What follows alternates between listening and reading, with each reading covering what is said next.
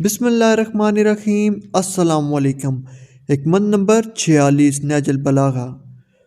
وہ گناہ جس کا تمہیں رنج ہو اللہ کے نزدیک اس نیکی سے کہیں اچھا ہے جو تمہیں خود پسند بنا دے۔ حکمت نمبر 47۔ انسان کی جتنی ہمت ہو اتنی ہی اس کی قدر و قیمت ہے، اور جتنی مروت اور جواں مردی ہوگی اتنی ہی راست گوئی ہوگی، اور جتنی حمیت و خودداری ہوگی اتنی ہی شجاعت ہوگی، اور جتنی غیرت ہوگی اتنی ہی پاک دامنی ہوگی۔ حکمت نمبر 48۔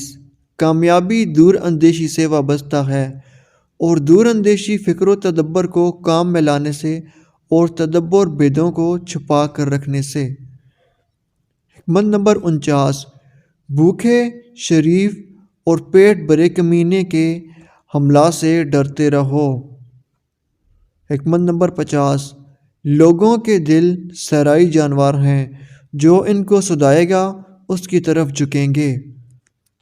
اللہ حافظ۔